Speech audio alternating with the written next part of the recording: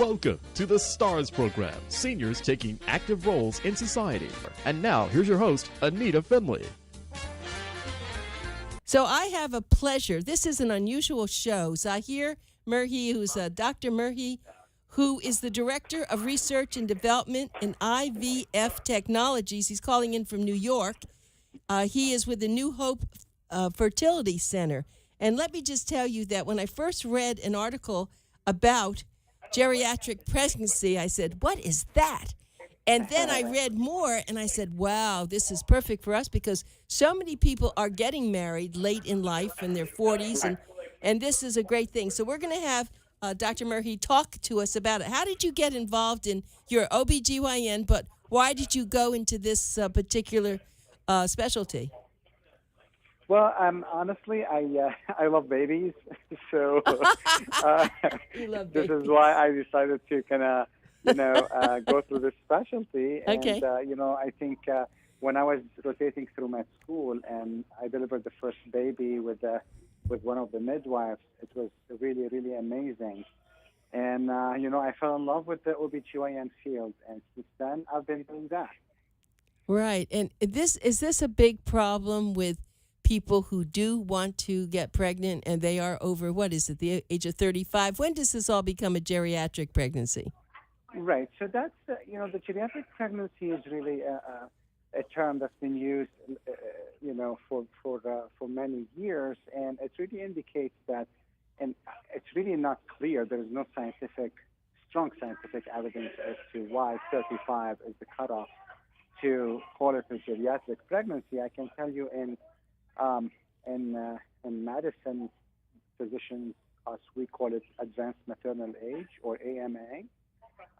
The reason why being that is that the risk of Down syndrome babies starts to increase significantly around age 35 and above. And that's why, in the past, it used to be recommended to have directly amniocentesis for everybody, but now it's not anymore because you have better testing marker and stuff like that. So, but in my opinion, and again, it's really not really clearly explained as to why 35 is the cutoff for calling it geriatric pregnancy. Okay, but now tell me, can we increase that in age because people are exercising, they're eating better, do you think that's something that will help? Well, I believe, first of all, I don't like to use any terms, so I'm not sure why we have to label the pregnancy with any names, except that, we should look at every patient individually and see what kind of medical problems she has, and then call her either low risk or high risk. That's in my personal opinion. So back to your point, yes, you can, but at the same time, there are other things we're struggling with in the United States, which is like being overweight and obese, which is, obesity is becoming a problem in the United States. And as a woman gets, older, there is higher chance of becoming obese. And regardless whether she gets older or not, obesity even in children and adolescents is really increasing.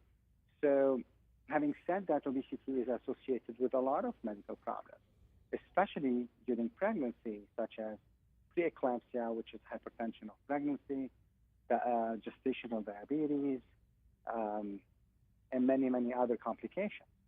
So having said that, there is also people are living longer, we're becoming healthier, we have better, prenatal care.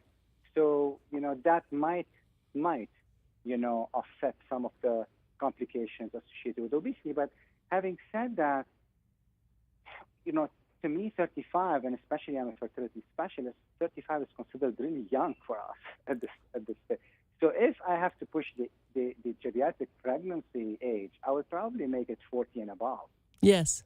And now I want to ask you a question when you say above. So let's say a woman is still menstruating and she's 50. Tell me the oldest person you ever helped give birth to. Honestly, 47 years old was the oldest. Uh-huh. I had a couple of them in 2017, and these were the oldest women, using their own eggs, of course. Okay, so now knowing the field, how old is the oldest person? In IVF, it's actually in our practice, which is at New Hope Fertility Center before I came, and she was 49. And she actually had twins, right? And she had twins, and that, so it's possible, right? Oh, it's absolutely possible. I mean, the percentage, of course, is very, very low, but it's not impossible, right? Right. As long as we, counsel patients as the percentages, because the percentage of getting pregnant above 45 becomes really slim. You're talking about less than 5% or 2%. So out of 100 women, you're still going to have one or two patients who get pregnant. So it's not impossible. Right. But, right. So this is kind of mysterious in a way. So one never knows, because we know that people in their 20s have all sorts of miscarriages and have all sorts of problems also. I'm sure that in advising patients, you try to let them know that once you're over 40, as you just said, it's not the smartest thing to do, but well, I mean, nowadays, are you talking natural pregnancy or with in vitro fertilization? Let's separate both of them. I'm sure there is a separation. Right. So with natural pregnancy, unfortunately, sometimes you can control not getting pregnant because if a woman is not using contraception. But the thing with natural pregnancy, of course, as a woman gets older, the chances of having a miscarriage is significantly high, because any woman, even women aged less than 35, 1/3 of their embryos will be genetically abnormal. So you're talking about a risk of miscarriage is not low. It's pretty high even in younger women. But of course, it decreased significantly up to 85% in women age 42 and above. Having said that, in natural pregnancy, it's hard to kind of lower the chance of miscarriage because we're not testing the embryo. But nowadays with IVF or in vitro fertilization, what most women are doing who are above age 40, we're doing genetic testing on the embryo, something called pre-implantation genetic screening, PGS. And with PGS, we're checking the embryo ahead of time before we put back inside the uterus to test for chromosomal problems like Down syndrome and other problems. If there is abnormal embryos, we do not transfer them. If there's a normal embryo, then we transfer. And that makes the chances of having a miscarriage less than 10%. Huh? So you're really tremendously dropping the risk of a miscarriage during IVF with genetic testing. That's interesting. You really are on cutting edge medicine. This is lovely. Now, the other thing that I have some friends who I think they're in their 30s, and they are saving their eggs. Right. And how does that all work? So egg freezing is actually it's becoming very popular, and I'm glad that a lot of women are freezing their eggs at younger age because they don't have to worry about the future or they want to do their education or they have to wait for the guy to get married to and stuff like that. So nowadays, patients are going through egg freezing, which is basically like an IVF or in vitro fertilization. But when we get the eggs out of the patient's body, we don't add the sperm. We just freeze those eggs. And when you freeze them, they can stay for 20 years in the freezer. Oh, really? And then whenever she's ready, even if a woman goes through menopause, she can still get pregnant thawing her eggs, fertilize them with the sperm, and then transferring them. Because you really don't need a period for someone to get pregnant. Right. As long as you have healthy young eggs. So you're going to see a lot of trends. Interesting. Yeah. So in the next decade, you're going to see a lot of women in their late 40s, possibly early 50s, getting pregnant using their own eggs because they froze them a long time ago. Oh. So, exactly. And having said that, what I tell patients is that, as long as you're healthy, you have medical clearance from your doctor that you don't have a heart problem or a kidney problem, anything serious that could affect your chance of getting pregnant, up to age 50, you can still use your embryo, right? So, and that's according to the ASRM or the American Society for Reproductive Medicine. above 50, then you really have to have multiple doctors, discussing the patient's case before getting her pregnant, because the odds of getting, heart problem and other medical problems increase significantly.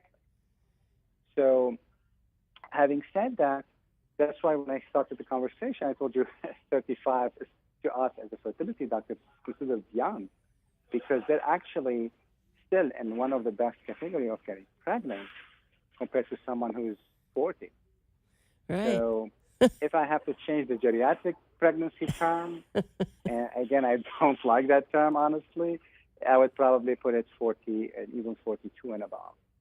Well, it gets people's attention with that word, geriatric pregnancy. It Yes. got mine. I mean, because I had never heard that before. So let me ask you, when usually do eggs disappear or dry up in a woman?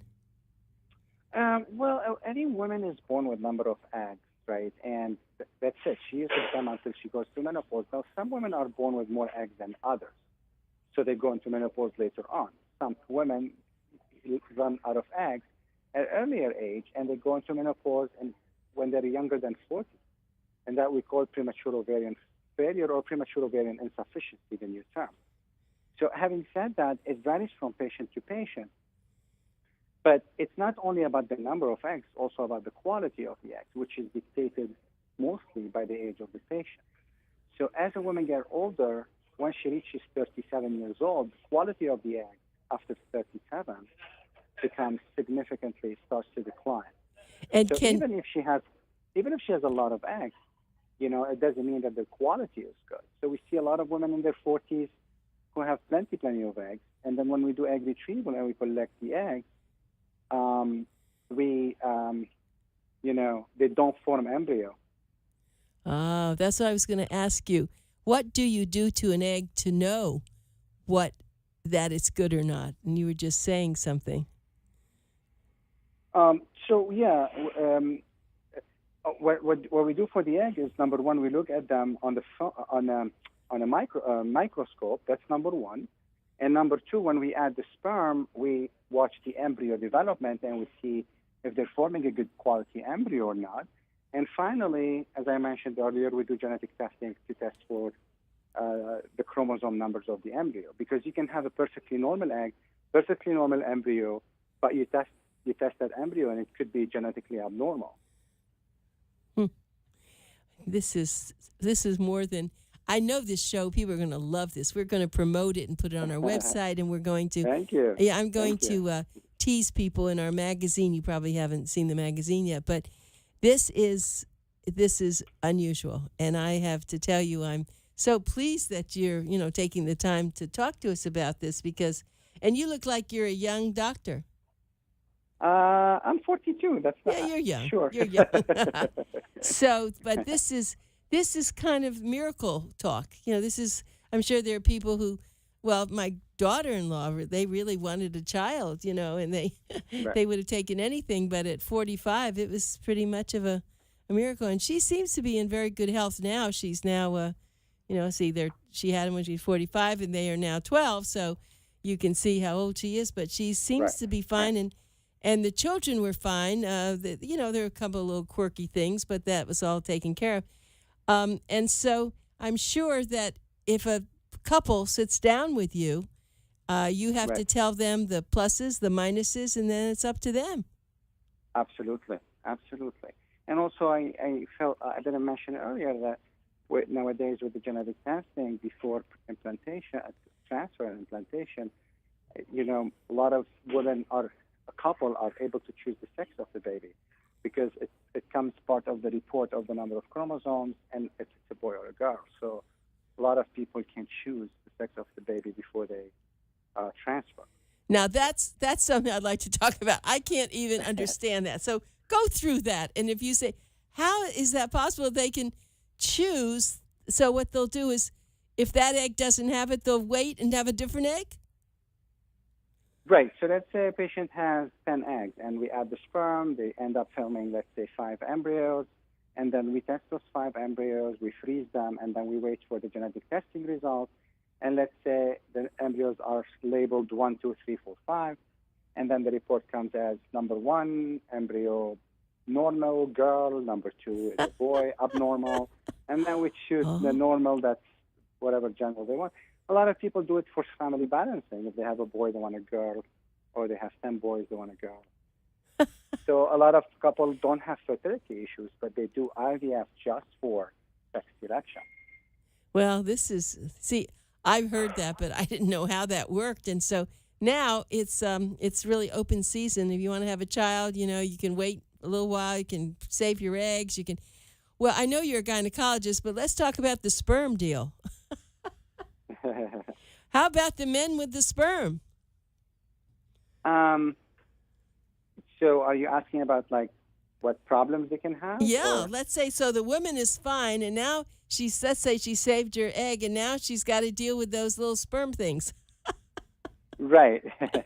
So, it depends. There is, for example, same-sex couple, they have no choice but getting sperm from a donor. So yes. A lot of those couples, they purchase sperm from a sperm bank.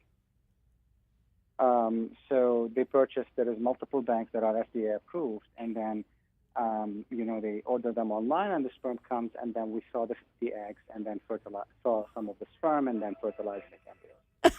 Some couple, they have someone, their friend or whatever, who wants to also donate sperm, which is totally fine, of course, as they have to go through the legal process. Now, as far as single women, if they find a partner, then the partner will test their sperm, make sure they have, enough sperm. Then we saw some of the eggs and fertilize them, make embryos, and then transfer them inside the patient's uterus. Oh, my goodness. And so for you, when you've had something this serious and this cutting edge, when that baby is there in the hospital, you must have a big smile on your face, knowing what it took to produce that. Yes, it's really amazing. I now, once they're pregnant, I send them to their OB doctor. I don't deliver babies anymore. I deliver thousands, but now, as a fertility specialist, I send them to their OB doctor, but they always send me pictures, or sometimes they come with a baby. It's just really, really amazing feeling, and makes me love my job every day more. I'm sure that's true. So I'm thinking about that. So you've gotten them to get pregnant, and then an OBGYN is handling it, but you don't have anything else to do with it? There's no more discussions? It's over? No, we discuss. We always kind of follow up with the patient, and I always tell the patient, keep me updated about the pregnancy status, because sometimes, unfortunately, some complications happen, like, for example, there's a stillbirth, meaning the fetus stops growing and the heart stops. So they always kind of keep me updated on the status of the pregnancy. So is your clinic, and I just want to tell everybody again, I'm talking to this Superman, Dr. ZAHER Merhi, and he is the Director of Research and Development at IVF Technologies. He is actually a board-certified reproductive in endocrinology and infertility specialist, and that's called an REI, new thing. And he's at the New Hope Fertility Center in New York, and I'd like to be able to tell people, if you want to go there, I can give you a phone number, but the website is newhopefertility.com, or you can call 212-969-7422. Is that correct? Can you repeat the number, please? Yes, 212-969-7422. No, there's a better number, Okay. 212-517-7676. Wait, 517, what is it? 7676. Okay, we want to put that on our website. And I know that if we don't have the young women listening, their parents are listening, because their parents say, how come you didn't get pregnant? I'm waiting for a grandchild, right? So here's a number of people, and you can direct them to go talk to you and see what can happen. And so I guess they would call you, and then you probably have a list of questions. What are some of the questions that you ask someone who comes in and they say, we really want to have a child? And what do you ask them? Because maybe they don't realize what they have to go through. This isn't play games. Right. So, I asked them about the medical problem, what's the reason of, if they know the reason of fertility, and, how many children they want. And then after we ask and take detailed history, we do a physical exam. Then we do some testing. For the men, we do semen analysis. For the women, we do an ultrasound and blood hormone levels to see where she is in her, number of eggs and ovarian reserve. And then accordingly, we make a plan. Also, sometimes we check if the tubes are open, because women who have, for example, history of STDs, sexually transmitted diseases, especially chlamydia, which is well known to block tubes, women cannot get pregnant because the sperm and the egg cannot meet. So depending on the case by case basis, we we determine how to proceed with the treatment. I see. I was also just going to share something. When my daughter-in-law went into the hospital, she didn't really want to have the babies. She said, I need them in there as long as possible. And they were begging her to let them do the, cesarean. And she really fought them. She said, no, they can't come out yet. And one nurse probably saved her life by saying, Stefania, if you don't give birth to the babies, they're going to die and you're going to die. So, there are situations such as preeclampsia during pregnancy. Right. And that's what goes back to the geriatric pregnancies, that women who get pregnant, at older age, they're more predisposed to have this preeclampsia or hypertension of pregnancy. And preeclampsia can become eclampsia, which actually gives the woman seizure, and women can die from this. So the only treatment or the best treatment for eclampsia/preeclampsia is to deliver the baby. Yes. So it's called toxicity of the pregnancy. So that's why a lot of time patients are born preterm, because if a woman has early preeclampsia and you want to save the patient's life, then you have to make a decision whether to deliver the babies preterm, because preterm babies are more predisposed to have problems such as cerebral palsy, lung problems, and many, many other complications. Now, when you are doing this, do you, not promise, but do you show that they can have twins and triplets, or they're just anxious to have one child? I mean, how does that all come about? Well, most of our patients, they do genetic testing. So with the genetic testing, once we know which embryo is genetically normal, the recommendation is to put only one, regardless of the age. So now, that's why the chances of the risks of twins and triplets with IVF is increasing significantly, because more and more women are doing genetic testing on their embryos and choosing the one that's normal. And that increases tremendously the chances of getting pregnant, up to 70% chances with that single embryo. So, we rarely see twins nowadays, honestly, with the genetic testing. I see. Well, now, so let's say someone is going to have the triplets. Can you still decide or do you even play with that about the boy-girl thing? I mean, what? I mean, that's a little overkill, isn't it? It's a little bit tough case, because with triplets, really, we recommend something called fetal reduction, which basically terminating 1 out of 3 pregnancies in order for twins to have higher chance of surviving. So what we do, we actually send them to high-risk doctors, which I'm not one of them. They're specialized, we call them maternal fetal medicine, or MFM, and then the MFM will really decide which one, depending on the location, on the size, on the age, and of that fetus. I don't know a lot of detail about it, to be honest, but all I know is that we always counsel them about fetal reduction, because a lot of women, for ethical or religious reasons, they say there's no way I'm going to do fetal reduction. And then you have to make a decision not to transfer more than 2 embryos ever. Because you don't want to be stuck in this situation. My goodness, this is so big. This is so different. This is amazing, and Thank you. I'm sure it's really great that you are in this field. And how long have you been practicing? I've been doing this for around 11 years right now. Yeah. So it is pretty cutting edge, isn't it? I mean, this is not. It isn't common. I mean, you have to really specialize. This isn't a gynecologist who just decided I'm going to figure in this. Did you have to have extra education to do this? For fertility, yes. I mean, I did OBGYN training for 4 years. And then just to do fertility is around 3 years. Huh? So total 7 years. Yeah, after med school. Yeah, well, that's great. So do you have any children? I have 2 boys and a stepdaughter. 2 boys, 10. Ryan is 11, Adam is 10, and Haley, my stepdaughter, is 13. So getting very personal, was this all normal? Yes, it's all normal.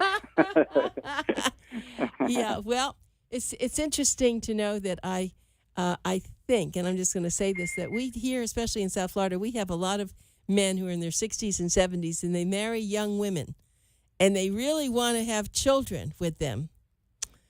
And so, you can even see President Trump, he married a younger woman, and they wound up with a child. Who knows how that happened, but that's really the new way. But anyway, you have just been absolutely sterling, and I'm learned so much. Thank you for having me. Yeah, I thank you so much, and we will put you on YouTube, and we'll send you a copy of it. Thank you so much. Thank you, Doctor. Bye. Yeah, bye.